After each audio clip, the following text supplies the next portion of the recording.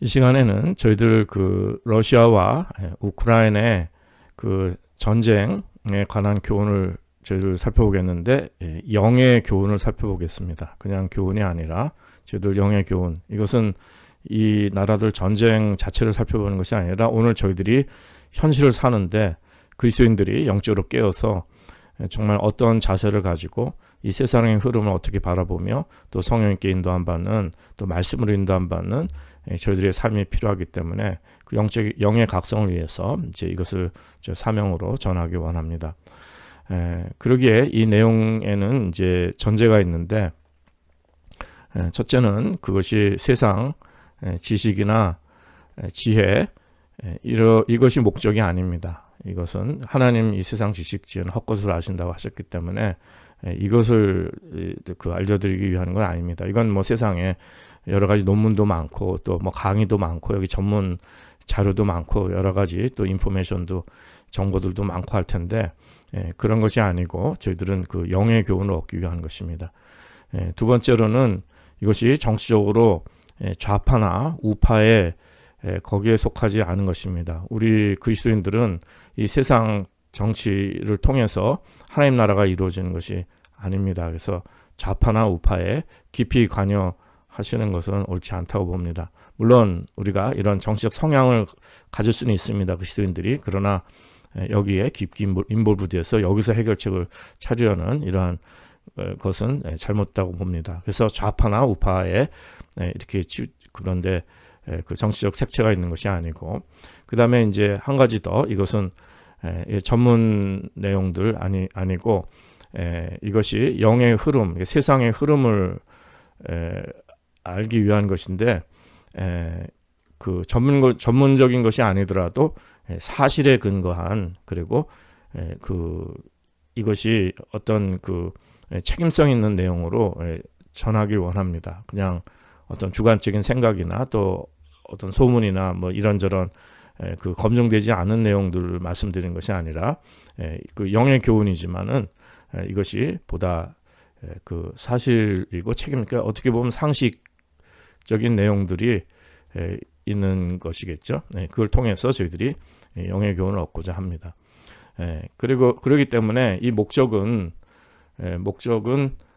첫째는 이 세상이 얼마나 그 하나님을 떠나서 지금 악으로 치닫고 있고, 또 이 사단의 권세, 공중의 권세 하에서 하나님의 심판으로 가고 있는 현실, 해결이 그 역사가 진보하는 것이 아니라 이게 해결이 안 됩니다. 세월이 가도 해결이 안 되는 우리 세상 현실에 대한 이 본질을 저희들이 지금 깨닫는 은혜가 있었으면 좋겠고, 그 다음에 이미 말씀드린 대로 좌우로나 우로나 치우치지 않고 정말 그 여호수아에게 주신 말씀처럼 하나님 말씀의 중심을 잡으셔서 말씀과 성령님을 따라가시는 영의 삶이 있으시기 바랍니다. 그 다음에 이제 또 저희들에게 이제 필요한 것은 그렇기 때문에 저희들이 구원받은 성도들은 영으로 깨어서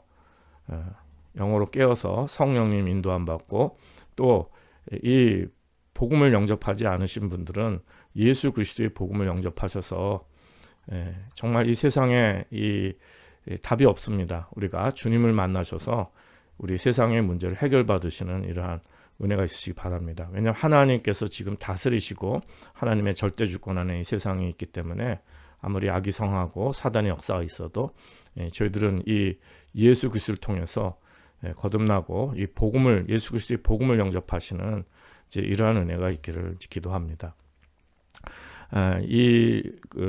저희들이 이 그리스도인의 자세를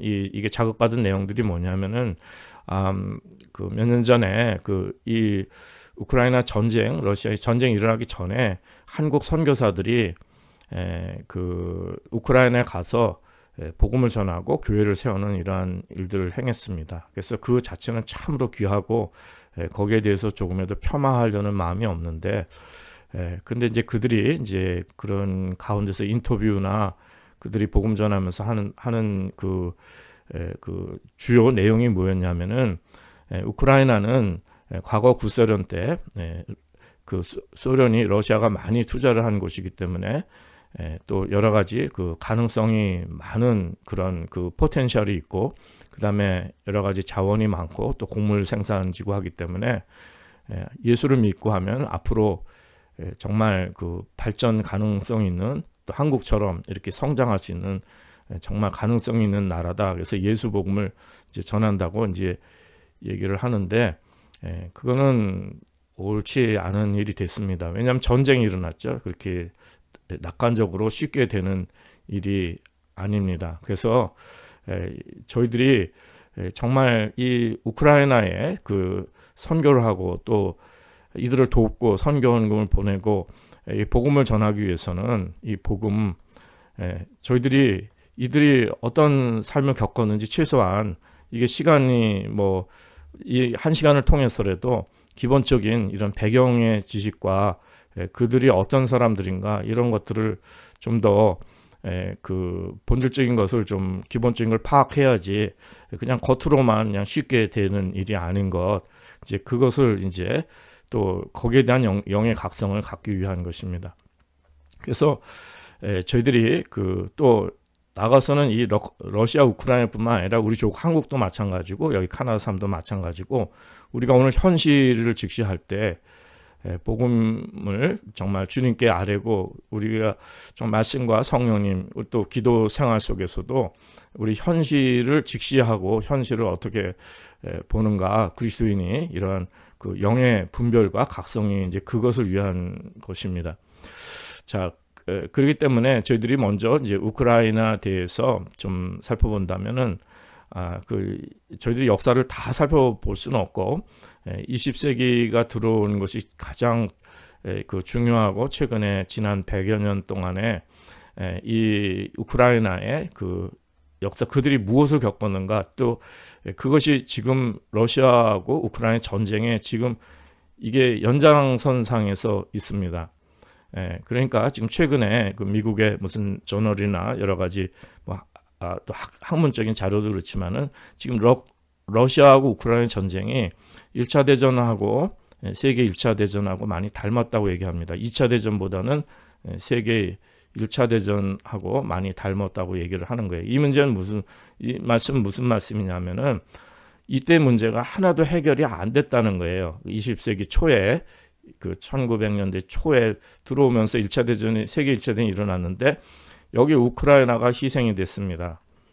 근데 이 문제가 아직도 똑같은 문제들이 똑같은 게 아니라 더 심화돼서 하나도 해결이 안 된 문제가 아직까지도 인간의 이 악이라는 게 탐욕이죠. 인간 탐욕. 이거는 뭐 민족과 국가 간 뭐 세계의 이런 그뿐만 아니라 우리 개인부터 시작해서 이 모든 우리의 개인과 집단, 나라, 모든 우리 인간의 본질이 여기 다 있기 때문에 이 문제가 해결되지 않은 것을 이제 보는데, 세계 1차 대전 때 우크라이나가 정말 가장 큰 피해를 보고 희생자가 된 나라입니다. 그래서 그것을 우리가 또 잠깐 살펴보고, 그 다음에 이제 특별히 그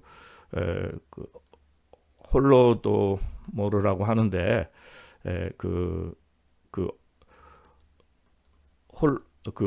홀로도라는 것은 이것은 이제 그 기아라는 것입니다. 그리고 모르는 이제 죽음이고요. 죽음. 그러니까 이제 이 기아로 죽은 사람들이 그 굉장히 많은 거예요. 근데 말할 수 없이 특별히 스탈린 때, 그 스탈린 통치 때 300만에서 1000만 가까이 죽었다고 합니다. 예일 대학 교수에 의하면 최근에 이런 내용도 있는데, 이건 완전히 민족이 다 말살돼 버릴 정도로 다 굶어 죽은 거예요. 길거리 시체가 가득하고 정말 이들이 그 겪은 고통이라는 걸 말할 수 없습니다. 그리고 부모가 자녀를 잡아먹었다는 내용들도 수천 건이 사실이 아닌지 모르지만 보고도 되었다는 이런 내용이 있을 정도니, 얼마나 완전히 이 우크라이나는 말할 수 없이 아주 민족의 씨가 말려질 정도로 이 스탈린 치하에서 또 고통을 받은 백성입니다. 얼마나 많이 굶어 죽었는지 모릅니다. 이 문제를, 이 내용들을 좀 살펴보도록 하고, 그 다음에 이제 2차 대전, 세계 2차 대전이 일어났는데, 2차 대전에도 물론 폴란드 같은 나라가 정말 가장 큰 희생자가 됐지만은 이 2차 대전에도 이제 그 주요가 키우 전투가 유명합니다. 그러니까 독일이 그 러시아에게 그 선전포고를 하고 이 우크라이나 땅에서 이렇게 그 정말 큰 전투가 이루어져서 여기서 또 희생을 당한 것입니다. 그러니까 1차 대전도 희생당하고 또 공산주의 희생당하고 2차 대전도 희생당하고 그리고 또 여기에 이제 어떤 문제가 있냐면은 여기 또 독일 편을 든 사람들은 독일 편을 든 사람들이 있었는데 이 사람들은 아주 극우파가 돼가지고 이 폴란드 사람들을 많이 학살하고 또 유대인들을 학살하고 또 악한 일을 행하게 됐습니다. 이 한많은 백성들이 우크라이나 사람들이 그래서 이 나라는 참으로 혼란하고 우리가 참 쉽게 이해하기 쉽지 않은 참 고통을 많이 겪은 나라입니다. 그리고 이제 2차 대전 후에 이제 이제 냉전 세계가 있고 그 다음에 이제 그 소련이 해체돼서 독립했습니다. 이제 이것이 이제 1990년대로 들어와서 이렇게 되는데 그때부터 이제 독립을 해체니까 이제 우크라이나 독립을 하게 되는데 지금까지 현재까지 이제 이들이 지금 전쟁이 일어난까지의 이런 그 참 안타까운 또 이런 과정들이 있습니다. 문제 해결되지 않은 과정들이 있어서 결국 이 전쟁이 터지게 됐는데 이건 결국 그 1차 대전하고 비슷한 현상이 된 것이라고 이제 그 사람들이 얘기도 합니다. 자, 그러니까 여기에는 이제 그 지금 러시아하고의 관계가 또 그 굉장히 긴밀한 관계가 큽니다. 여기 다 러시아의 관계인데 특별히 이 러시아와의 관계성 속에서 우크라이나가 참으로 고통을 많이 당하고 또 한쪽은 이 서쪽은 유럽 쪽에 이 영향을 받아가지고 이제 이런 고통받는 내용입니다. 그래서 이 네 가지를 저희들이 그 길게는 아니더라도 되도록이면 요약해서 이 내용들을 저희들이 이게 바탕을 둔다면 우크라이나 선교를 한다든지 또 지금 현실이 지금 어떤 방향으로 가고 정말 하나님께서 얼마나 안타까워하시며 저희들이 영의 각성을 가지고 좌로나 우로나 치우치지 말고 정치적으로도 좌파되지 마시고 우파되지 마시고 말씀과 성령님으로 진리의 그 생명의 길을 가시는 이러한 은혜가 있으시기 바랍니다. 그 말씀은 뭐냐면 좌파 정권이든 우파 정권이든 예수님을 잘 믿으시고 성령님을 잘 따라가시는 하나님의 절대 주권에 의지하시는 참 이러한 은혜가 있으시길 바랍니다. 자, 이 내용을 이제 좀 제가 좀 조잡스럽게나마 이렇게 지도를 좀 옮겨봤는데 먼저 1차 대전 그 말씀을 드렸습니다. 1차 대전 어떻게 우크라이나가 고통을 당했는가?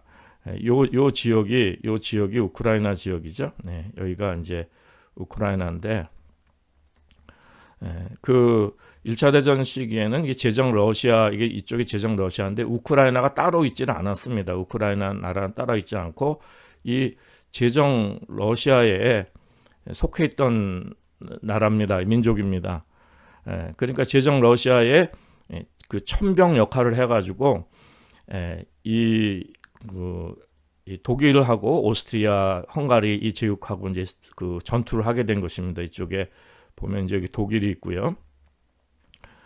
독일, 그 다음에 이제 당시는 오스트리아, 그 헝가리 이제 이렇게 서로 이런 세력이 이제 유럽에 이런 큰 세력이 있었습니다. 그러니까 이제 그 직접적인 그냥 표면적인 이유는 여기 세르비아라는 나라가 있는데 이제 이 민족이 이제 조그마한 민족들이 이제 독립을 많이 하게 되어졌고 세력을 크게 하게 되었는데 이 세르비아 출신 청년이 그 오스트리아 헝가리의 그 황태자죠. 그 왕위를 계승할 그 부부를 그 테러를 했습니다.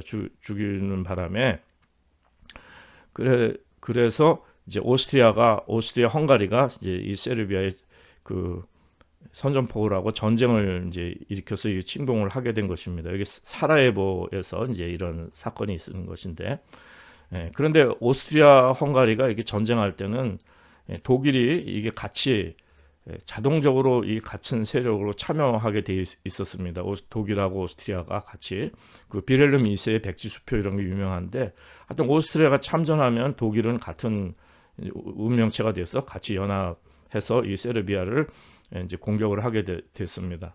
먼저 오스트리아 헝가리가 이쪽을 이제 공격한 거죠. 이쪽에서 이제 세력들이 민족들이 이제 독립하면서 자꾸 일어나니까 이제 이렇게 된 것입니다.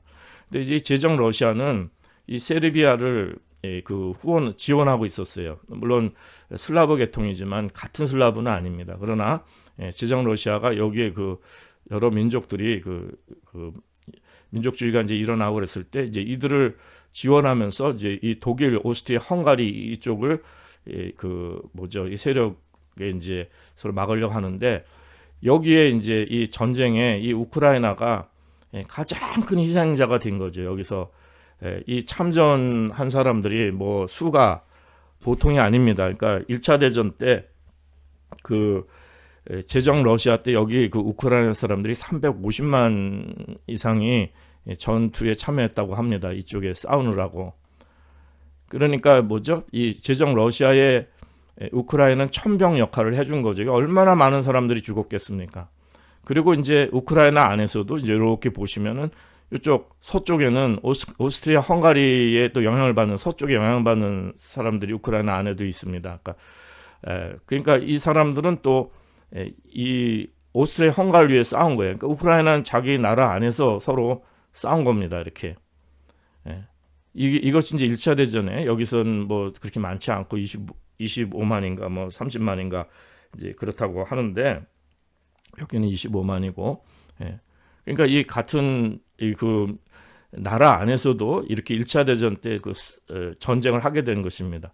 근데 이제 우크라이나는 그게 우리가 이해할 때 이게 쉽지는 않습니다. 그러니까 우크라이나는 서부하고 중부, 동부가 있습니다. 이제 남부도 있겠죠.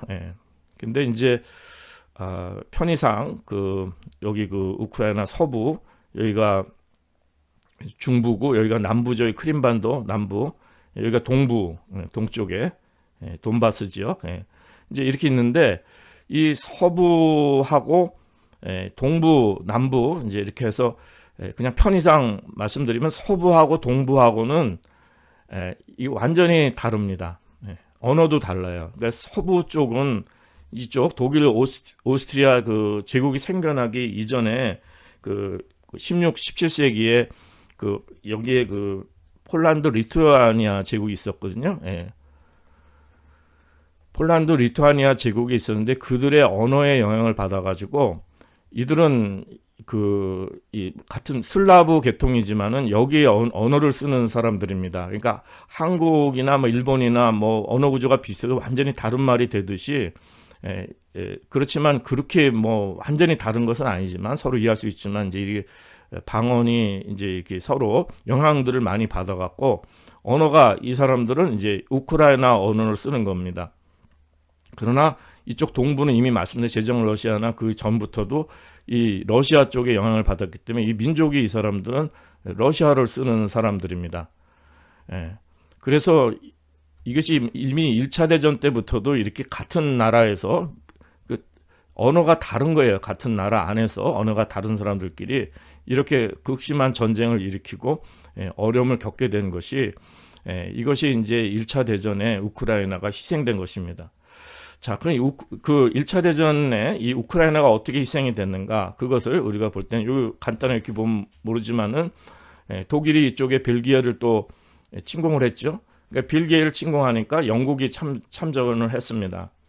영국하고 그다음에 이쪽 프랑스는 이 제정 러시아하고 같이 동맹을 맺고 있었기 때문에 이 독일하고도 또 서로 세력 다툼을 하는 가운데서 이 영국, 프랑스, 제정 러시아가 이렇게 연합국이 되었어요. 여기 이태리가 있죠. 이태리가 있는데 이태리는 사실 독일 편, 오스트리아 편이 2차 대전 때 같은 편이 됐지만은 여기서는 또 입장을 또 이렇게 바꾸기도 하고, 일단 처음에 참전한 것은 영국, 프랑스, 제정 러시아가 이렇게 연합국이 되고 협상국이 되고, 독일하고 오스트리아가 이렇게 그 같이 이렇게 해서 이렇게 싸운 겁니다.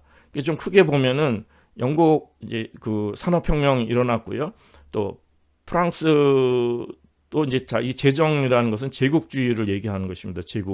제국주의라는 것은 아직 왕정이 있는 거죠. 프랑스도 이제 나폴레옹 실패하고 다시 왕정으로 이제 돌아가고 막 이랬기 때문에 이 사람들이 세계 식민지를 많이 만들고, 영국도 뭐 세계 얼마나 그 해가 지지 않는 나라로 굉장히 세력을 다, 이 해양 세력 이런 데 다 영국이 다, 프랑스 이런 나라들이 식민지 개척하고 이렇게 저기 세력을 펼치던 때입니다. 제정 러시아도 또 마찬가지죠. 이쪽에서 이쪽으로 영향력을 계속 이게 주기 때문에 여기 이제 그 독일, 오스트리아, 헝가리가 일종의 그 후발 국가들이죠. 그래서 이렇게 강대국들의 강한 제국들의 이 열강들의 이 침략 가운데 이 우크라이나가 그냥 희생양이 된 것입니다. 희생양이. 그리고 안타깝게도 같은 나라 안에서 서부와 동부의 사람들이 서로 적대하고 싸우는 이런 안타까운 모습들을 보여주게 된 거예요. 1차 대전 때 이 우크라이나에 350만이 그 전투에 참여했으니 얼마나 많은 사람이 죽었겠습니까? 이 가난한 사람들. 그리고 이미 이 우크라이나 땅은 여기는 곡창지대입니다.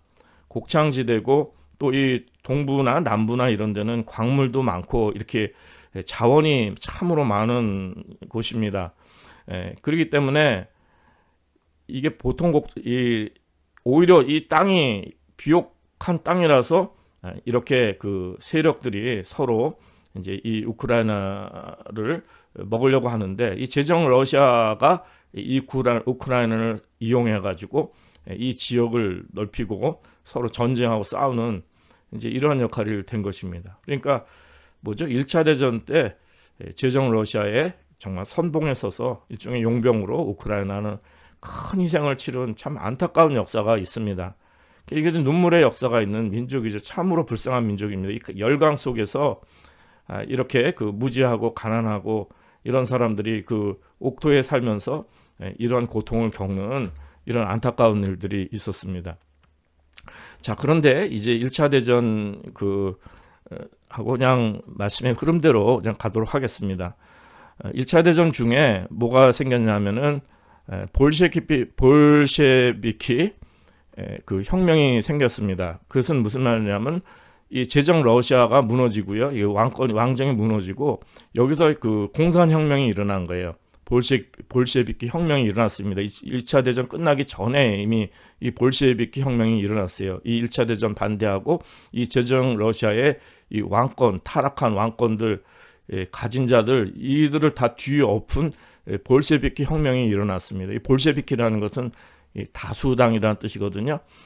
그러니까 이 가난하고 노동자, 농민, 가난한 사람들이 공산혁명을 일으킨 거예요. 이 가진 자들, 이런 특히 자본주의 이제 이렇게 발전하고 또 거기다 그 왕정하고 같이 타락하니까 이렇게 그 혁명이 일어났습니다. 여기에 그 주체적인 인물이 누구냐면 트로츠키라는 사람하고요.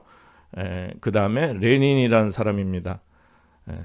유명하죠. 막스 레닌주의. 레닌하고 트로츠키가 이 볼셰비키 혁명을 일으킨 거예요.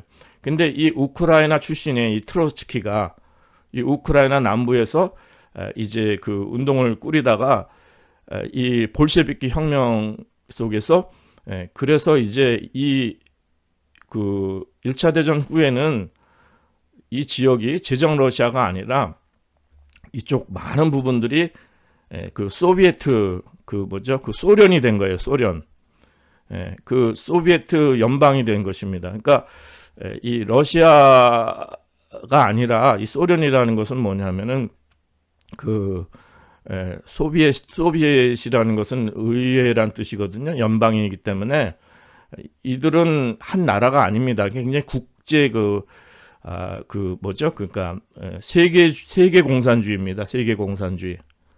그러니까 민족주의를 선호하지 않는 거예요. 그러니까 러시아 민족이나 뭐 다른 민족이 아니라 이 지역에 있는 모든 가난한 자, 농민들 이런 사람들이 같이 다 그 의회 민중들이 다 회의를 해가지고선 다 세계 공산주의자들이 이게 다 합치자 이것입니다. 이게 근데 레닌을 이 독재자로 그 수장으로 하는 거죠. 근데 이들의 이 프롤레타리아 혁명의 본질은 뭐냐면은 이 독재자가 있는데 이 독재를 이 우리가 생각하는 이렇게 그런 그런 자본주의 사람들이 생각하는 독재가 아니라 이 사람들은 어떤 생각이냐면 위임을 해줍니다. 우리가 가난하고 가진 것도 없고 우리가 우리 힘으로 할 수 없으니까 이 레닌이라는 사람을 주축으로 해갖고 이 사람한테 모든 걸 맡겨줄 테니까 우리에게 다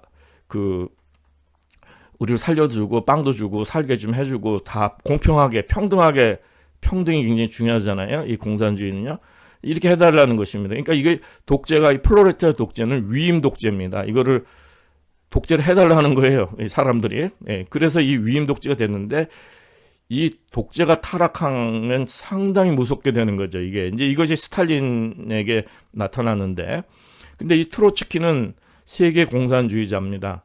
그래서 여기에 영향을 이 공산주의가 1차 대전 끝나고 볼셰비키 혁명이 일었을 때 여기 이쪽 유럽 쪽에 가난한 사람들이 이 공산주의 영향을 많이 받게 된 거예요.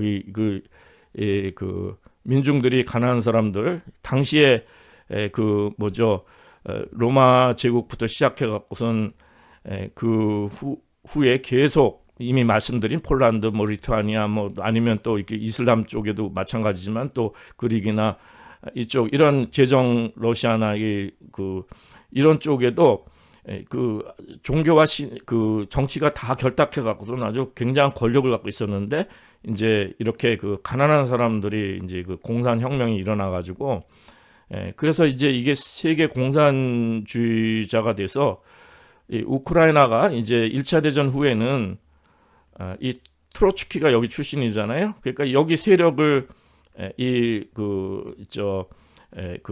볼셰비키들이 공산주의자들이 이 유럽을 다 휩쓸은 겁니다. 막 가난한 사람들 다 있는 사람들 다 뒤집어 엎는 거예요. 가진 자들, 부르주아들, 왕정 이렇게 다 뒤집어 엎어 갖고선 자기네들의 이 국가들을 세운 것입니다. 근데 이미 말씀드린 것처럼 소련이라는 것은 인터내셔널입니다. 그러니까 어떤 한 민족을 위한 것이 아니라 러시아의 위성 국가가 아니라 다 모든 걸 다 평등하고 동등하게 이렇게 연방입니다. 소련 연방, 소비에트 연방이죠. 그러니까 이런 의회들이 민중들의 의회들이 연방으로 해가지고선 그래서 공산주의 이상을 실현한 것입니다. 이 트로츠키라는 사람이 굉장히 중요한 인물이에요. 세계 공산주의에. 이렇게 공산주의자들도 민족을 중요시하는 사람들이 있지만은 세계 공산주의 그런 자들이 있습니다. 그러니까 제가 80년대 이태리에서 남부에 나폴리 이런 데서 로마도 마찬가지죠. 이렇게 시위를 하면 노동절 이런 때 유럽 전체 아니면 세계 공산주의자들이 다 모입니다. 당시는 소련 아직 해체되지 전의 얘기입니다. 이렇게 세계 공산주의자들이 있어요. 그러니까 한국에도 과거에 운동권에 주사파가 있었다면은 주사파가 아니라 주사파죠. 그러니까 민족 해방, 민족을 중요시하는 이게 운동권의 가장 이게 중심이 됐었고 여기 주변부 자본주의적으로 PD라는 것이 오래돼서 잠깐만는데 민주주의 이런 운동권에도 이런 분파가 있었는데 이렇게 트로츠키파도 있었습니다. 이것이 이제 이런 세계 민족을 중요시하지 않고 이렇게 세계 공산주의자들이 있었던 거죠. 그런데 이 트로츠키의 이상이 처참하게 무너진 게 누구에 의하냐면은 스탈린에 의해서 무너집니다. 스탈린은 소수민족 출신이지만 이 사람은 러시아 민족주의적이고 이 스탈린의 이 포악한 이러한 그 잘못된 학정 때문에 트로츠키가 이제 굉장히 비판을 하게 되는데 스탈린이 트로츠키를 숙청을 해버립니다. 결국 나중에는 이제 죽이게 되는데 그래서 이 스탈린이 무서운 독재를 하게 되는 거예요. 이미 말씀드린 것처럼 위임 독재를 시작했지만은 이렇게 권력을 갖게 되면은 너무도 무서운 그 독재 권력이 된 것입니다. 그러니까 스탈린 때 이제 이 우크라이나 지역엔 곡물 지역이지 않습니까? 이 곡창지대인데 여기에서 나오는 모든 곡물을 다 스탈린에게 이제 본부를 다 보내야 되잖아요. 다 나누는 거니까. 그래서 여기는 그 공산주의는 이 우크라이나에서 나오는 곡물들을 다 수확을 다 보내게 돼 있어서 이거를 다 수탈해 가는 거죠. 일종이에요. 다 징집해 다 갖고 가는 거잖아요. 그런데 우크라이나 내에 그 부르주아들이죠. 어떤 이 기득권을 가진 사람들이 있고 지주들도 있고 막 이런 사람도 있는데 그런 사람들 다 그냥 그 없애버리고 그냥 그 있는 것들을 일단 다 수탈해 가는 것입니다. 그러니까 이 사람들이 또 숨겼다고 해가지고 숨긴 것까지 또 다 찾아가면서 이게 다 가져가 버렸는데 뭐 어느 정도 가져갔냐면 이 다 가져가는데 어느 정도 가져갔냐면은 그 씨를 다음에 뿌릴 종자까지도 가져가 버리고 뭐 있는 건 다 가져가 버렸어요. 그러니까 여기 우크라이나의 그 가난한 농민들이 뭘 하겠습니까? 이게 다시 재분배를 했는데 분배는 오지 않고 수탈만 해간 거예요. 그리고 이런 그 지주들이라든지 부르주아들은 이런 영향력 있는 사람들은 다 숙청해 버렸으니까 이 무지한 사람들이 이게 뭘 어떻게 하겠습니까? 그러니까 이 사람들 밭을 갈아야 되는데 그 유럽은 말을 쓰지 않습니까? 말을 다 잡아먹었대요. 이게 뭐 종자도 없고 말도 없고 다 잡아먹었으니까 이거 완전히 더군다나 이제 그 가뭄이 오고 해서 다 이 하나님의 크신 절대주권 안에 있는 현상이지만 그래서 여기 이 곡창지대에서 300만에서 1000만까지 죽었다는 거예요. 당시 인구로서는 그냥 완전히 우크라이나 사람들은 다 죽은 겁니다. 다 굶어 죽은 거예요. 굶어 죽어서요. 비참한 거죠. 이 곡창지대에서 이렇게 공산주의 해갖고 이 스탈린이 트로츠키는 이 우크라이나 출신이지만 이 사람 다 숙청당해버리고 이 민족주의 노선 쓰고 이 스탈린의 이 독재를 통해 갖고선 약진운동 통하면서 얼마나 많은 사람을 죽였는지 모릅니다. 그러니까 이 잘못된 이 이상에 속아가지고 이 공산주의 속아서 이 우크라이나 사람들은 그냥 씨를 말려버린다는 그러니까 지금 이제 사람들이 그 역사를 돌아보면서 스탈린이 우크라이나 사람 씨를 말려버리려고 했다 완전히.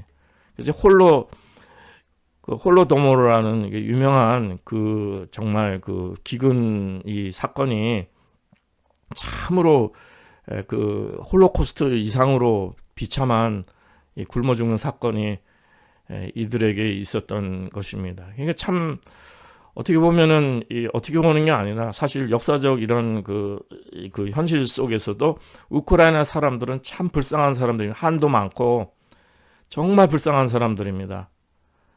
이렇게 그 제정 러시아의 제국주의에 이용당하고 또 공산주의가 또 이게 뭐 행복을 준다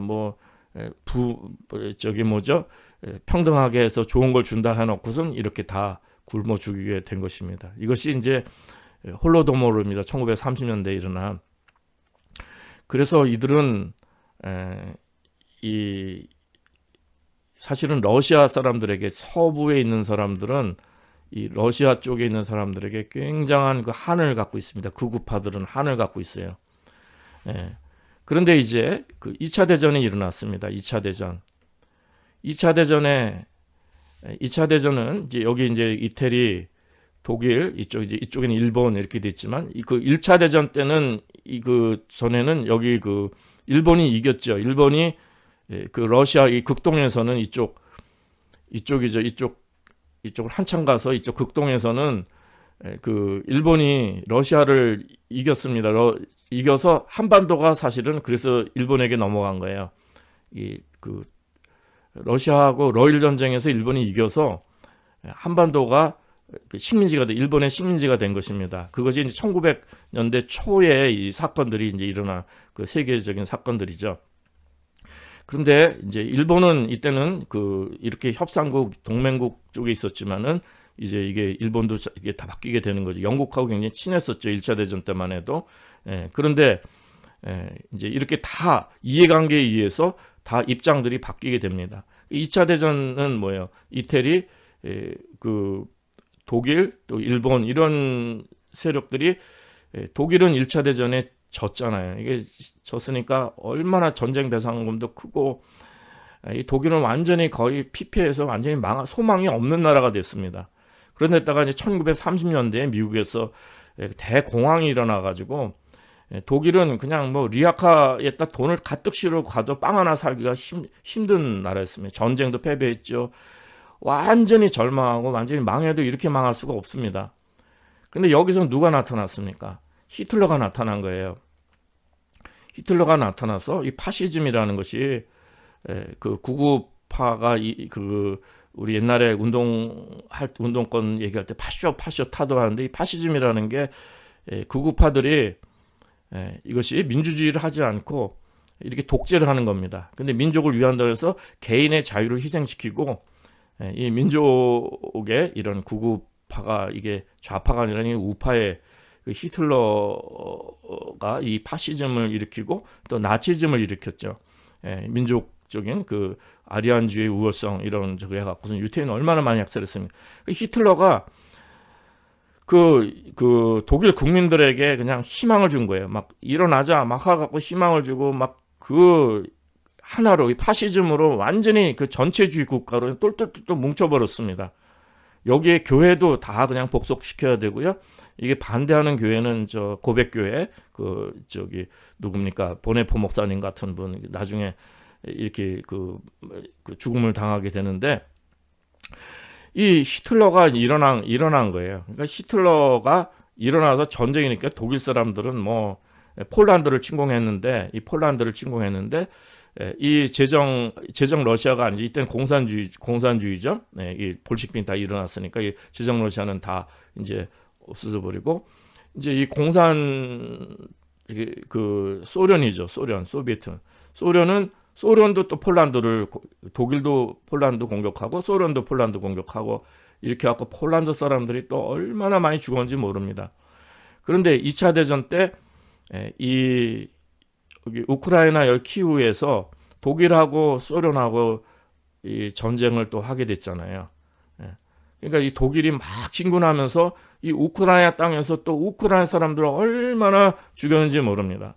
그러니까 이것도 소련의 그 천병으로서 1차 대전에도 희생당했지만 2차 대전도 이 키우 다 둘러싸 갖고 여기 있는 사람은 거의 다 죽었다고 합니다. 그러니까 이 키우 전투에서 또 우크라이나 사람들이 2차 대전 희생당하고요. 그런데 독일 편을 든 사람들이 있으면 서쪽에 그 말씀을 드렸죠. 이쪽에 그 우크라이나어도 쓰고 구구파가 있어요. 이게 저 소련 쪽에 이 러시아 쪽이 아니라 이쪽 독일 쪽 이쪽에 또 여기에 가담한 사람들이 우크라이나 구구파가 있습니다. 구구파는 이 독일 위에 싸웠는데 이 사람들이 폴란드인들을 10만 명 이상을 학살했다고 그래요. 이 우크라이나 사람들이요. 이게 이 사람들도 완전히 다 그 피폐된 민족이잖아요. 여기 그동안에 벌써 1, 2차 대전 통해 가지고 또 그 사이에 얼마나 많은 지식인과 민족주의자들과 각성 있는 사람들과 이 제대로 된 사람들이 다 얼마나 제거됐겠습니까? 완전히 이 곡창지대는 완전 열강의 그 탐욕에 진짜 그 먹이의 그 탐욕의 전쟁터가 돼버린 거죠. 그래서 이 우크라이나 이 구구파들은 폴란드 이제 10만을 죽이고 또 독일이 유태인들 학살하는데 이 독일에게 유태인 넘겨주고 유태인 학살에 참가한 거예요. 그래서 이 우크라이나 이번에 전쟁할 때 이스라엘은 우크라이나를 별로 좋아하지 않은 게 뭐냐면 그런 과거가 있기 때문에 그런 것이고 유대인들 핍박했거든요. 폴란드인도 죽이고 물론 폴란드하고는 이제 그 전쟁 후에 이제 그 관계가 좋아지고 폴란드가 많은 부분들을 이제 다시 회복하게 됐지만은 이 우크라이나 그 구구파들이 이거 소위 이 사람들을 이 폴란드 10만 명이나 죽이고 유태인들을 또 그렇게 학살하고 독일에 넘겨주고 이 사람들이 서쪽에 있는 사람들이 서쪽에 있는 구구파들인데 이들을 신나치라고 합니다. 이제 이것은 이제 그 현재까지도 이것이 문제가 돼서 그 지금 이제 전쟁에 이게 주요 또 이게 관건이 되는데 이 우크라이나의 이 구구파들 아주 이 테러하는 옛날에 그 한국의 그 서북 청년단처럼 아주 무참하게 잔인하게 테러하는 사람들이 우크라이나에 또 있었던 것입니다. 그래서 2차 대전도 소련을 위해서 러시아를 위해 싸운 사람들, 그 다음에 독일 위해 싸운 사람들, 이게 이 나라 안에서도 이때도 같은 나라 안에서 같은 언어를 같이 쓰니까 같은 민족은 아닐 수도 있겠죠. 그러나 이 슬라브 계통인데 슬라브는 워낙 또 슬라브 민족들이 많습니다. 여기에 다 뭐 같은 그 동아시안이라고 해서 또 뭐 일본 사람, 한국 사람, 뭐 중국 사람 다 다르듯이 다 같지는 않습니다. 근데 어쨌든 이들이 이렇게 그 같이 그 전쟁을 한 2차 대전에도 이렇게 그 희생양입니다. 폴란드도 정말 큰 희생양이 되고 유태인들이 희생양이 됐지만은 이 우크라이나 사람들도 그 우리나라도 그 2차 대전 후에 한국 전쟁에 동족 상잔이 생겨났잖아요. 이런 것처럼 같은 나라 안에서 같이 이렇게 싸운 거예요. 동서가 분열이 돼가지고 서로 그 열강이 이러한 이해관계가 여기도 2차 대전도 왜 그렇습니까? 이 독일의 파시즘이 일어났을 때 그 이런 미국을 비롯해갖고 산업혁명이 미국으로 넘어가고 미국, 영국, 이런 프랑스 이런 사람들 이런 나라들이 뭐예요? 선발 자본주의 국가가 된 거죠. 그리고 이제 독일이라든지 이태리라든지 일본은 이제 후발이 됐기 때문에 그들의 이제 야욕을 거기에 대항해 갖고서는 이제 서로 이 세력 다툼 속에서 이 사람들이 희생이 된 거예요. 그 우크라이나는 유럽의 이 곡창지대에서 이렇게 자원이 풍부한 나라에서 이 사람들은 큰 고통과 아픔을 겪은 역사들이 있습니다. 이런 배경을 모르고 그냥 소련이 뭐 과거에 여기에 무슨 뭐 우주 발사대도 갖다 놓고 또 뭐 핵무기도 갖다 놓고 공업도 발달되고 모두 많이 좋은 자원도 많고 그러니까 금방 이렇게 그 예수 믿으면은 이제 발전하고 또 한국처럼 잘 사는 나라 될 수 있을 것이라고 그렇게 했던 선교사들의 그런 이해는 이거는 잘못된 이해입니다. 그거는 이 역사 현실을 우리가 바로 보지 못하는 정말 인간의 탐욕과 하나님을 대적하는 이 인간의 역사가 지금 어디로 가고 있는지 저희들이 그것을 정말 영의 분별력으로 봐야지 이 세상의 가치관으로 뭐 무슨 뭐 성공하는 거, 잘 사는 거, 뭐 어떻게 잘 되는 거 이게 피상적으로 보아서는 이제 안 될 일이라고 믿습니다. 자, 그리고 이제 2차 대전 이후에 이제 2차 대전 이후에는 제가 이걸 좀 보신다면 러시아가 이 우크라이나 지역에다 투자를 많이 했습니다. 실제로 핵무기도 많이 갖다 놓고 우주 발사도 있고 공업도 발전하고 모든 걸 발전시켰는데 당연히 여기는 이쪽 동쪽하고 이 남부의 크림반도 지역에 러시아 말을 쓰는 사람들 이 사람들에게 기득권이 많이 간 겁니다. 그러니까 소위 여기 돈바스 지역 이 동쪽에 있는 사람들이 이 우크라이나에서 소련 때도 소련 해체되기 이전에도 이 사람들이 기득권을 가진 사람들입니다. 기득권을 가졌는데 이 서쪽의 사람들은 어떻게 생각하겠습니까? 이쪽 유럽이 잘 살잖아요. 유럽이 다 자본주의, 민주주의 하면서 다 잘 살고 유럽 연합, EU 그리고 이제 이렇게 이렇게 이 나라들이 서구 유럽이 이렇게 잘 사는 모습 보면서 이 우크라이나에 대해서 자신들도 기회를 갖고 이렇게 이 유럽처럼 발전하고 싶은 마음이 있는 거예요. 이 사람들은 우크라이나를 쓰는 사람들이고, 근데 러시아를 쓰는 사람들은 이 소련이 이제 이 팽창하면서 이 우크라이나에 투자를 많이 했어요. 그리고 많이 이 러시아 사람들하고 별 차이가 없이 이 공평하게 소비에트니까 연방이니까 공산주의를 해서 이 사람들한테 기득권을 줬습니다. 그래서 이 동부하고 이 남부는, 특히 동부는 이 철광석 뭐 많고 말하지만 중공업이 많이 발달돼 있고 사람들이 잘 사지는 않더라도 다 안정된 삶을 어느 정도 살고 기득권을 갖고 살고 있었습니다. 그리고 크림반도도 여기 거의 러시아 쓰는 사람들이 반이 넘고 그 주가 굉장히 그 러시아 사람들이 많습니다. 그러니까 이것이 서부하고 동부하고 항상 갈등 가운데 있었던 거예요. 갈등 가운데. 그리고 이제 여기에 항상 가능성이 뭐가 있었냐면은 내전의 가능성이 있었던 거예요. 내전의 가능성이 있었는데, 이제 그 오렌지 혁명을 아실 텐데, 그 전에 일단은 먼저 그 소련이 해체되는 것부터 이제 잠깐 보신다면,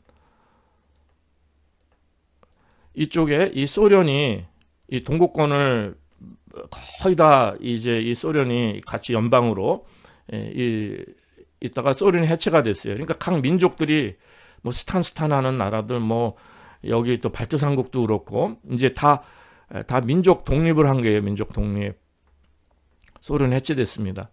자, 소련이 해체되니까 공산주의가 무너지니까 이제 자본주의가 들어오는데 또 이게 또 그냥 쉬운 것이 아닙니다. 2차 대전의 승전국이 미국하고 서방 세계입니다. 여기 유럽 서방 세계인데, 전쟁은 끝났지만 이들의 기득권과 이 세력들은 보이지 않는 전쟁으로 그들의 기득권을 계속 넓히려 하는 것이 주요 두 가지가 있으니까 그 보이는 현상, 역사 속에 나타나는, 물론 배후에 뭐 장기판 놓듯이 막 이런 보이지 않는 비밀의 세력도 있을 수 있겠죠. 정말 하나님을 대적하는 이러한 악한 이러한 욕심, 탐욕을 채우려는 이런 세력들이 있겠지만은, 그건 저희들이 그냥 함부로 이것을 그냥 상상해 갖고 해서는 안 되고, 그냥 현실에 나타나는 것이 두 가지가 있는데, 하나는 뭐냐면은 북대서양 조약기구 나토입니다. 군사, 그러니까 미국의 승전국들의 군사 영향력을 유럽에 이렇게 소련의 냉전 시대 때 여기에 대비해 갖고선 나토가 창설돼 갖고 2차 대전 이후에, 그래서 이 나토가 미국을 중심으로 해 가지고선 이 세력을 계속 확장하고 군사 세력을 확장하고 있는 겁니다.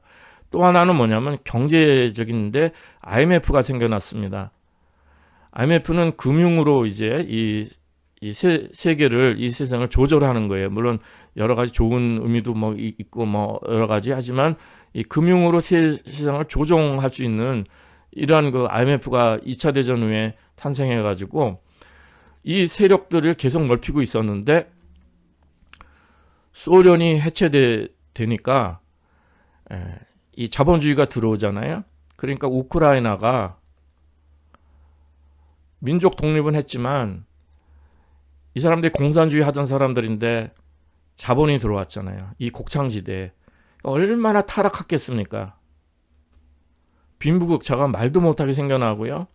나라가 엉망진창이 해버린 거예요. 그냥 소수 자본, 더군다나 미국이라든지 이렇게 서방의 세력들의 이런 그런 배후의 개인적인 이러한 이해관계나 물질이나 탐욕의 세력들이 얼마나 여길 뒤흔들었겠습니까? 그러니까 여기 이 우크라이나처럼 부패가 심한 나라가 없던 거예요. 제가 이걸 어떻게 좀 간접적으로 체험을 했냐면은, 러시아도 마찬가지. 러시아가 소련이 치되고, 그 다음에 이 카자흐스탄 이런 데 독립됐을 때 거기 선교 여행을 좀 과거에 젊었을 때 다녀온 적이 있는데, 보면은 공산주의 했던 곳에 이 자취에 참 비참해요. 자본주의가 들어오니까 이거 했던 사람들이 타락한 거예요. 타락, 관료들이. 그래서 이 엉망진창입니다. 여기 또 피해본 사람들은 가난한 사람들이에요. 힘없고 가난한 사람들. 참, 저 선교지 가는데도 그 정말 착한 아이예요. 어여쁜 아이예요. 근데 몸이 그 아프고 다리를 쓰지도 못하고 누워 있는데 병원도 없어요. 어디 가서 치료도 못 받고 죽어가는 아이들이 얼마나 많은지 모릅니다. 이 공산주의 했던 나라에 비참한 나라인데 이 자본주의가 들어오니까 아무도 그걸 케어 안 해주고 그냥 서로 이 타락과 욕심에 그냥 돈 욕심에 눈이 어두워갖고선 이게 그런 모습들이 보이더라고요. 카자흐스탄 같은 경우에도 미국이 그 중앙아시아에 얼마나 많은 영향력을 미치겠습니까? 영향력. 실크로드나 이런데 건들면 안 돼요. 그 미국 말을 들어야 되고 이런 데서 이 타락의 배후에는 이 자본주의가 있고 이런 그 IMF도 있고 다 있습니다. 근데 우크라이나도 IMF를 받았는데도 안 되는 거예요. 이게 민족의 자본이 이게 다 날아가 버리고 뭐 부패가 생겨나고 이 나라는 제대로 서지도 못합니다. 그러니까 그 전쟁이 지금 최근에 전쟁이 일어나기 전까지 우크라이나는 군대도 없었어요. 비행기도 한 대 없고 뭐 군인도 없고 아무것도 없어요. 다 그냥 완전히 이 세상에서 부패한 나라 중에 제일 부패한 나라 중에 하나가 우크라이나였던 것입니다. 자, 그런데 여기를 하려면 러시아를 또 잠깐 그 말씀을 드려야 될 것 같은데 이쪽 러시아에 이제 러시아가 이제 소련이 해체됐잖아요. 러시아가 됐는데 여기도 그 자본주의가 들어왔지 않겠습니까? 이미 말씀드린 대로.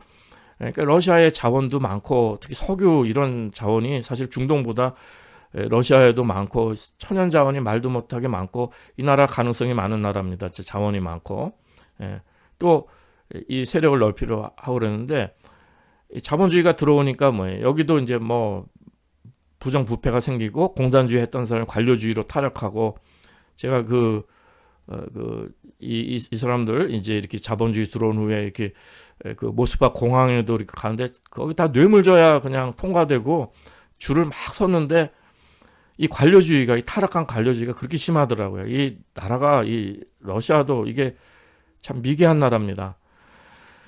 그런데 여기 자본주의가 들어오고 공산주의가 해체되니까 이 러시아도 이 한국처럼 그 비슷한 시기에 IMF를 맞았어요. 모라토리엄, 그러니까 국가가 거의 그냥 완전히 부도 사태가 일어난 것입니다. 이 루블화 같은 거는 인정도 안 해주고 이렇게 해서 이 금융 세력이 조정을 해가지고선 러시아의 그 보리스 일친 대통령인가 그때까지만 해도 러시아가 얼마나 마이너스 성장하고 나라 거의 망할 때가 된 것입니다. 그런데 여기에 그 푸틴이라는 사람이 나타난 거예요. 그래서 푸틴이 사실은 2000년대부터 지금까지 이 사람이 이 독재를 하는데 이 사람이 자신들의 석유 자원 다 지키고 이 사람들이 어떻게 보면 민족주의입니다. 이 사람도 이 성경에 제가 저번에 그 강의에도 그런 말씀했지만은 민족과 민족, 나라가 그 중국도 민족주의로 말씀드렸습니다. 거기도 공산주의가 아니라 국가자본주의고 그 민족주의라고 말씀을 드렸습니다. 이 푸틴도 민족주의, 그러니까 푸틴주의예요. 푸틴주의. 그러니까 그냥 자유로운 시장 경제가 아니라 푸틴과 푸틴 측근들이 이 독재를 하는데 이 사람들이 그 러시아의 중산층들은 잘해줍니다. 주요 어느 정도 잘 살게 해줘요. 그러니까 잘 살지는 못하더라도 아파트도 주고 연금도 주고 생활을 할 수 있게끔 해주니까 지금도 푸틴을 지지합니다. 왜냐하면은 여기 자본주의가 들어오면 뭐 자기네들 다 뺏기는 거거든요. 다. 그러니까 그런 두려움 때문에 이 푸틴이 러시아 사람들을 보호해 준다고 생각합니다. 이 사람들은요. 그래서 지금 아직도 이 푸틴이 인기가 높은 것이 뭐냐면은 모스크바도 그렇고 하여튼 그 러시아의 이 중산층들을 잘 붙잡은 거예요. 그들의 그 삶을 잘 살지는 못하지만 그래도 어느 정도 살 수 있게끔 이렇게 해주는 겁니다. 그래서 이게 무서운 독재죠. 여기 그 측근들이 독재를 합니다. 이게 이 푸틴주의라고 합니다. 자유, 어떻게 보면은 경제적으로는 복합민주주의가 될 수도 있겠는데, 나라에서 이걸 관리하는 부분들이 뭐냐면 푸틴 측근들이 이거를 다 쥐고 있기 때문에 이게 사실은 무서운 독재 체제예요, 이게. 그런데 이 러시아의 중산층들은 그것밖에는 살 길이 없기 때문에 이 푸틴을 지지하고, 또 이 푸틴은 과거에 이 소련의 영광을 회복하겠다고 이제 그 천명을 해가지고선 다 되찾는 거잖아요. 이게 저 크림반도도 그렇고 이제 이런 것들을 다시 막 이렇게 그 옛날에 구소련의 영광을 되찾으려는 막 이제 이런 그 민족주의를 내세우니까 인기가 많은 거죠. 그렇지 않으면 러시아 사람들, 유럽 사람들 많이 무시당합니다. 제가 80년대 그 유럽에서 이렇게 보면은요, 그 러시아 사람들, 그 유럽 사람들도 러시아 사람 차별해요. 굉장히 무식하고 막 이런 굉장히 그 버너럽시가 많은 사람들입니다. 본인이 피의식도 많고 이제 이런 적인데 이 푸틴이 나타나서 이제 이렇게 이런 일이 생긴 거죠. 이 푸틴을 이렇게 나타나게 하신 것도 하나님께서 하나님의 절대 주권에 있습니다. 저희들이 푸틴만 이 사람이 교회에서 기독교에서 보면은 푸틴을 사단으로 막 보고 악마로 보고 하는데, 물론 여기 사단이 역사해요. 푸틴의 이런 그 러시아 이게 얼마나 역사하겠습니까? 공산주의도 그 스탈린 역사해갖고 얼마나 많은 사람 죽었습니까? 역사하는데 이 푸틴만 사단이 아니에요. 그 최근에 한 1, 2년 전에 그 러시아 정교회에서 모르겠습니다. 한국의 언론에서 이게 나왔는지 모르겠는데, 러시아 정교회에서 푸틴을 그 칩 엑소시스트라 해가지고선 그 마귀를 내쫓는 사단을 내쫓는 최고 그 교회의 직분을 준 겁니다. 평신도로서는 가장 높은 직분을 러시아 정교회에서 푸틴에게 수여한 거예요. 근데 그러니까 이 러시아 정교회도 예수 믿는 사람들이잖아요, 그렇죠? 그러니까 러시아 정교회에서 푸틴을 마귀를 내쫓는 가장 높은 칩 엑소시스트로 푸틴을 추대한 겁니다. 그러니까 평신도 중에서 가장 높은 저기 있는 거예요. 그 위치에 있게 되는 거예요, 이 푸틴이. 근데 이 사람들은 누구를 사탄으로 보냐면은 이미 말씀드린 우크라이나의 이 우파라고 있습니다. 우파 신나치. 이 사람들은 이제 그 과정을 좀 빼먹어갖고 이게 좀 말이 앞서게 됐는데, 이제 뒤에 이제 내전이 일어나게 되거든요. 이 신나치들이 여기 동부에 있는 사람들을 막 어린애들도 막 그 아파트에 딱 가둬놓고 불 지르고 죽이고 학살하고 막 이렇게 하니까 이 테러가 무지무지했어요. 이 사람들도 사실 동부도 그렇게 악한 사람들이 아닙니다. 순박한, 이 서부도 순박한 사람들 많고 하지만 이 극우파 아주 이런 사람들이 아주 악하게 행하니까 이 러시아는 명목이 무슨 전쟁이 아니라 그 스페셜 그 오퍼레이션 그 뭐죠, 특수 작전이에요. 그러니까 뭐냐면 이 동부에 있는 사람들을 보호해 주겠다는 명목으로 이제 그렇게 바꾼 거예요. 처음에는 이제 그 키우에 그냥 그 옛날에 뭐 50년대 60년대까지 했던 9세대 무기까지 다 동원해 갖고서 이제 과시적으로 해가지고선 이 우크라이나는 무기도 없고 아무것도 없고, 그러니까 또 소련이 그동안에 계속 영향력을 주고 독립한 후에도 이게 거의 정치적으로도 많이 다스린 나라거든요. 굉장히 가까운 나라이기 때문에. 그래서 그냥 그렇게 쳐들어가면 아무도 꼼짝을 못할 것이라고 생각한 거예요. 근데 저항이 생각보다 무지한 거죠. 그래갖고 이제 동쪽으로 후퇴해서 이 스페셜 오퍼레이션을 이제 특수작전을 한다는 것이 뭐냐면은 이 동부에 있는 사람들 지키고 이 러시아 말 쓰는 사람들, 이 나라들을 지켜주겠다는 이제 이것입니다. 자, 그런데 이거 하기 전에 뭐를 언급을 해야 되냐면은 여기 그 2차 대전 그 소련이 그 해체된 후에도, 소련이 해체한 1990년대부터도 이 우크라이나는 러시아의 영향을 많이 받았기 때문에 친러 정권이 있고 러시아가 많이 여기를 조종을 많이 했습니다. 근데 친러 정권이 부패하고 타락하는 것을 이제 그것을 거기에 대한 데모가 일어난 거죠. 그걸 오렌지 혁명이라고 얘기하지 않습니까? 오렌지 혁명인데 유센 누구죠? 유센 치콘가 뭐 그 사람 막 그게 테러해 갖고서 이제 뭐죠? 적대하는 반대파 야당 저기를 러시아에서 테러했다고 그래 갖고선 하여튼 오렌지 혁명이 일어나 가지고선 여기에 뭐죠? 그러니까 우파들이 서쪽 사람들이 이제 정권을 잡게 된 거예요. 정권을 잡게 됐는데 이제 이 서쪽 사람이라도 또 여기도 복잡합니다. 이 사람들도 이 러시아나 동쪽이나 민족 이런 것에 대해서 이렇게 극단적인 이 구구파 사람들은 아니죠. 근데 어쨌든 이 동쪽하고 서쪽하고 완전히 다릅니다. 동쪽은 뭐 90% 이상이 러시아 편이고요. 서쪽은 완전히 반대이기 때문에 거의 그냥 내전이 일어날 상태가 된 것입니다. 그런데 이제 가장 큰 사건 중에 하나가 유로마이단 2013년입니까? 유로마이단이라고 해갖고 이 우크라이나가 이 서쪽에 있는 사람이 키우를 중심으로 해갖고선 이 수도를 중심으로 해서 이쪽 서쪽에 있는 사람들이 우리도 EU에 가입하겠다, 나토에 가입하겠다, 서방으로 가겠다는 이 시위가 막 일어나게 된 거예요. 시위가 일어나니까 그 다음에 뭐가 일어났냐면은 남부 쪽에는 러시아 사람들이죠. 여기 저 크림반도에는요. 이 크림반도는 우리는 러시아 쪽으로 가겠다 이거예요. 우리 나름대로 독립하겠다 러시아 쪽으로.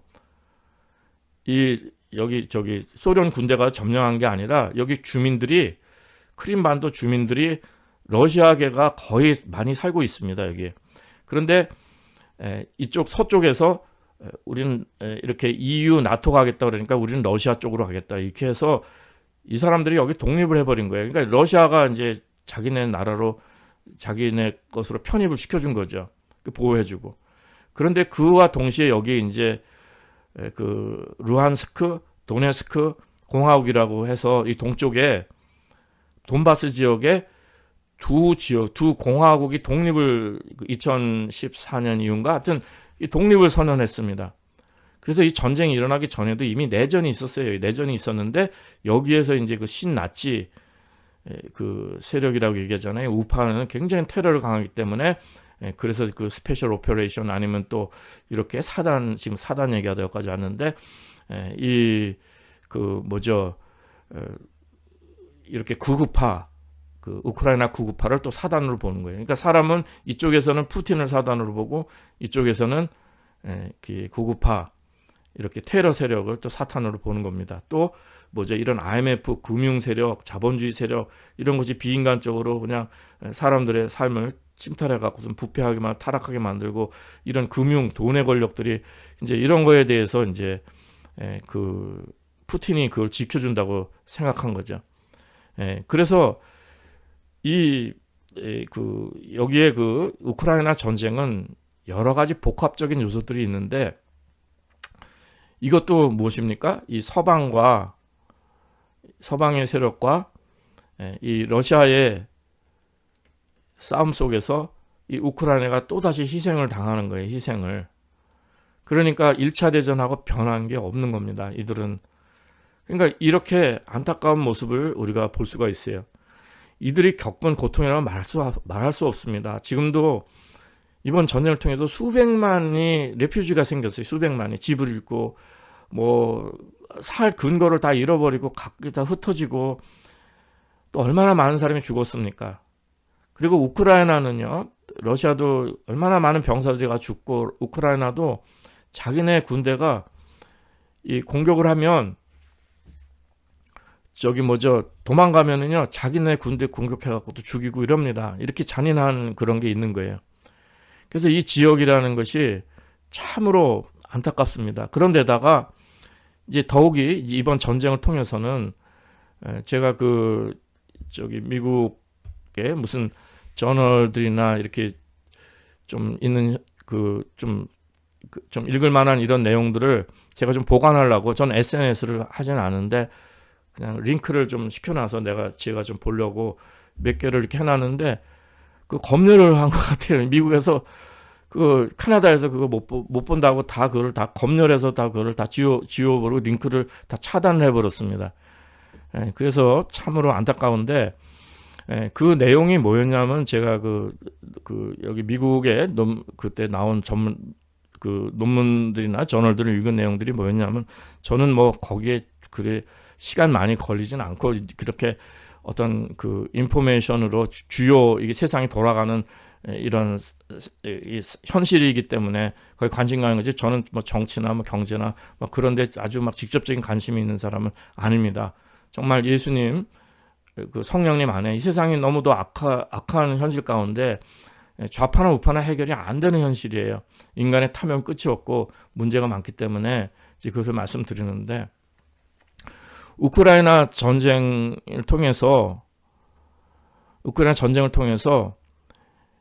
그 이익을 본 사람들은, 이걸 붙이 이익을 보는 사람은 미국의 그 정계나 그 정계의 그 배후의 세력이라 합니다. 가장 큰 세력이 뭐냐면, 이것을 그냥 눈에 드러난 우리가 다 알 수 있는 상식적인 세력입니다. 그게 뭐냐면, 첫째, 이미 말씀드린 금융 세력입니다. 이 금융 세력이 이제 그 러시아를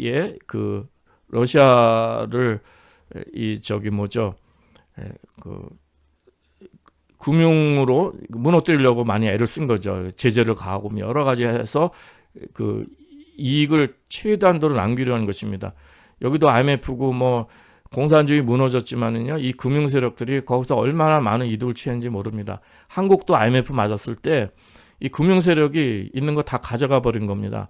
한국 회사도 괜찮고 다 우리가 잘 나가려고 하는데, 그 돈 장난을 해가지고선 다 가져가 버린 것이 이 IMF 금융 세력입니다.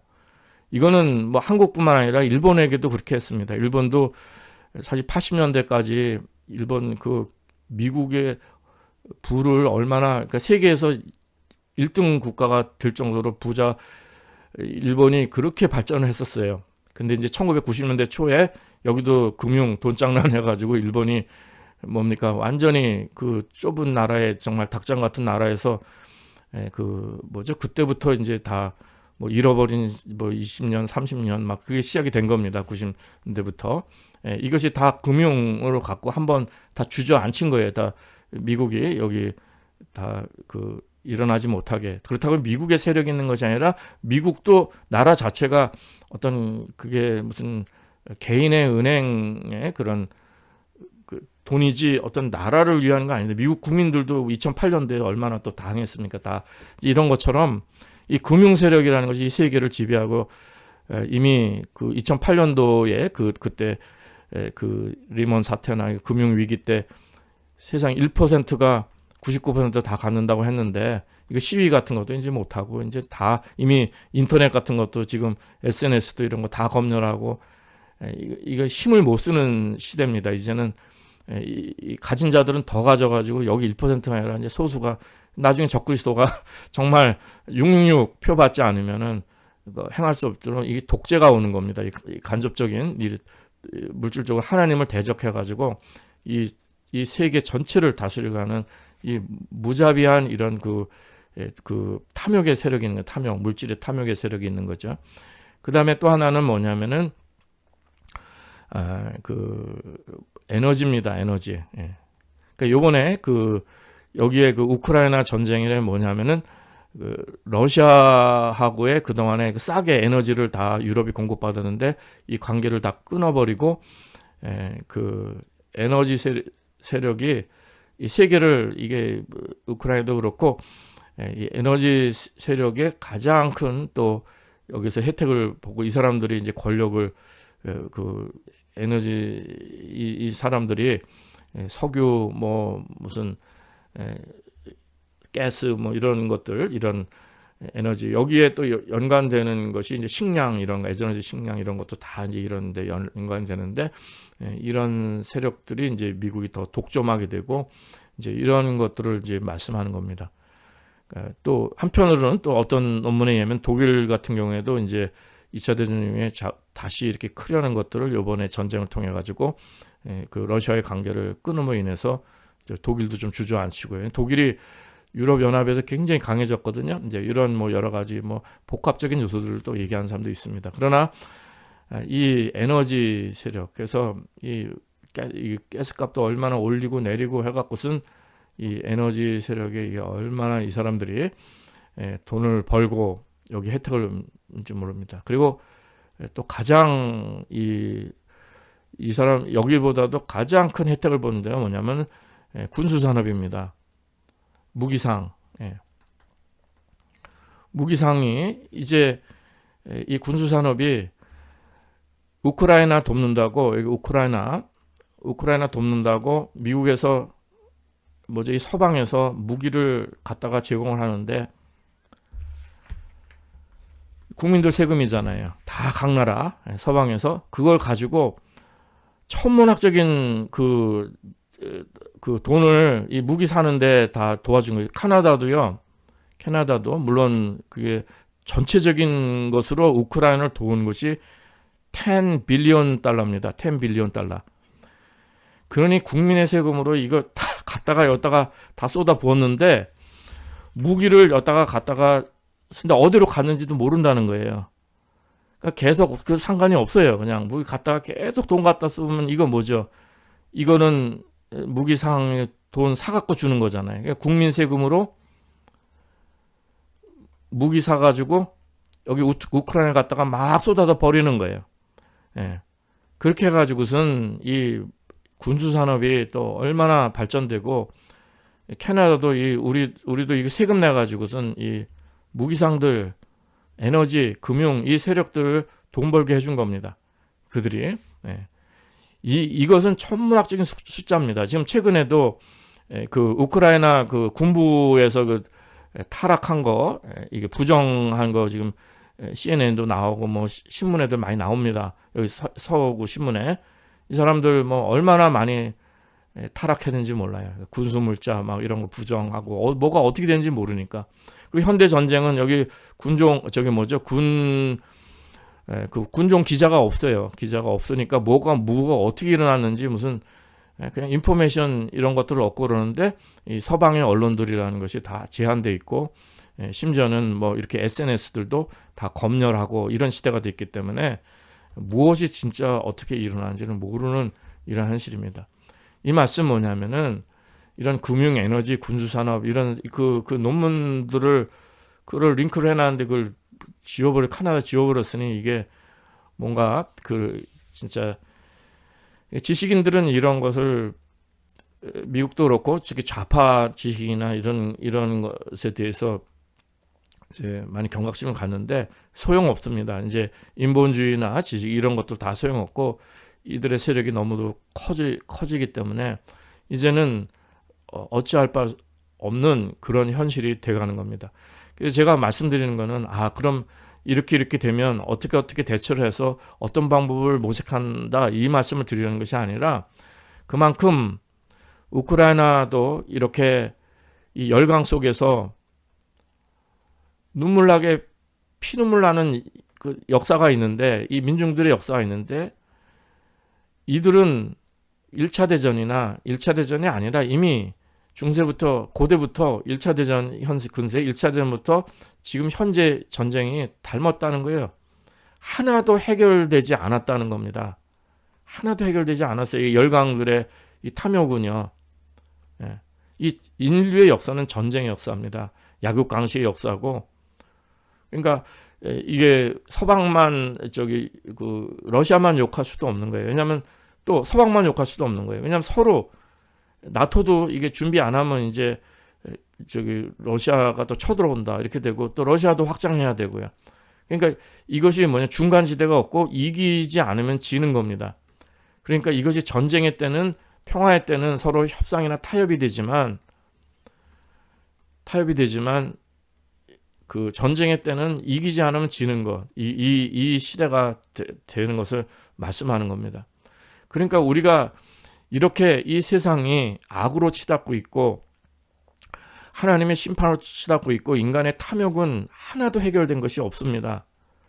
여러분, 이 세상에 아무리 소망 두셔서는 안 됩니다. 어떤 무슨 정치, 경제, 사회, 문화, 어떤 체제, 그 인간 문제 해결해 주지 않습니다. 하나님의 심판으로 가고, 이러한 그 권력의 이런 만모니즘의 세력이, 권력의 세력들은 더 하나님을 대적하고, 인간성은 파괴되고, 돈은 또 이렇게 더 돈을 사랑하고, 막 이런 사람들은 더 이렇게 감각에 타락하고, 이런 시대가 되고, 이제는 인간의 존엄성마저도 이제 그 해체되어 버리는 이런 정말 트랜스휴먼, 포스트휴먼 시대로 가는 입구에 있습니다. 우리 조국 한국도 언제 어떻게 될지 모릅니다. 6.25 때나 지금이나 해결된 거 사실 없습니다. 해결된 게 혹시 있다면 뭐냐면은 이 한국 국민들이 70년대, 80년대까지는 노동자, 농민들, 가난한 사람들이 죽어라 하고 희생해가지고요. 그래서 나라 지킨 겁니다. 그리고 그 후대에는 교육받아가지고 이제 첨단 기술이나 이런 거 테크놀로지 가지고 교육하고 이 테크놀로지 가지고 우리가 이 여기도 무한 경쟁. 그러니까 강대국들 사이에서 그냥 경쟁 막 한국 사람을 불쌍해요. 왜냐하면 이 교육이나 이런 것들도 그냥 이 안에서 너희들끼리 막 경쟁하라 이것입니다. 그래서 여기서 승리하는 사람들 인정해주고 이렇게 해서 지금 나라가 유지돼서 어느 정도 유지되는 건데, 저희들이 기초적인 것이 없으면 이런 것은 언제 어떻게 날아갈지 모르는 것입니다. 지금 북한이 지금 핵무기 문제인데, 러시아가 그 분리하면 핵무기 쓰겠다고 그러지 않습니까? 그리고 북한하고 러시아하고 가까워지는데, 이 핵무기 최근에 위성 정찰 위성인가, 이것이 민간이지만 여기다가 핵무기를 달면 이게 사실 미국 본토까지도 갈 수 있는 거잖아요. 그러니까 러시아가 북한을 이용하면은 미국을 위협하는 겁니다. 그런데 러시아하고 미국하고 직접 싸우겠습니까? 그렇지 않습니다. 그 한국 전쟁처럼 열강들이 이 동서 진영이 대리전으로 생겨난 거예요. 우크라이나도 그런 것이고요. 우리나라도 그럴 가능성들이 많습니다. 그렇지 않을 가능성도 있지만 그럴 가능성이 있다는 거예요. 그러나 제가 말씀드린 건 무슨 일이 어떻게 일어난다 이렇게 말씀드린 것이 아니라 이 모든 것이 하나님의 절대 주권에 있습니다. 절대 주권에. 우리가 이 카나다도 마찬가지예요. 카나다도 오늘 우리가 평화롭게 사는 것은 하나님의 절대 주권에 있는 것이고, 언제 전쟁이 날지, 언제 심판이 있을지, 언제 징계가 있을지, 언제 어려움이 생길지, 이것은 우리가 아무도 보장할 수가 없는 겁니다. 그러니까 중요한 것은 뭐냐면 저희들이 지금 이 하나님의 절대 주권으로 돌아가는 것입니다. 하나님을 경외하고 하나님께서 이 세상 모든 걸 다스리신다는 그거를 믿고 하나님께로 돌아가야 되는데, 우리가 돌아갈 수 있는 길은 예수 그리스도를 영접하고 성령 받아 하나님의 영으로 인도함 받는 영의 삶이 되셔야 됩니다. 그래서 좌파 정권에서도 성령 충만해 살아갈 수 있고, 우파 정권에서 살아갈 수 있고, 오늘 삶의 위기 속에도 주님이 인도하시며 살아갈 수 있고, 하나님의 절대 주권을 바라면서 살아가는 것입니다. 근데 오늘 제가 이렇게 말씀을 계속 드리는 것은 뭐냐면은, 이 세상을 의지하지 마십시오. 이 세상의 탐욕과 인간의 죄악은 더 악해지고 이게 변하지 않습니다. 이것이요. 무슨 인연 갖고 되는 것도 아니고, 무슨 어떻게 저렇게 되는 게 아닙니다. 좌파가 해결해 주는 것도 아니고 우파가 해결해 주는 것도 아닙니다. 어떤 상황에서도 우리는 하나님께서 우리를 지켜주시는 은혜의 삶을 살아야 됩니다. 오늘 하루 성령님께 인도함 받고, 그리고 예수님이 다시 오셔야 이 문제가 해결되고, 이런 이 세상의 이 배후의 사단이, 공중에 건수 잡은 사단의 역사에서 계속적으로 하나님을 대적하고 악한 대로 나아가는 것이 이제 그것이 결국 계시록에 예언되어 있는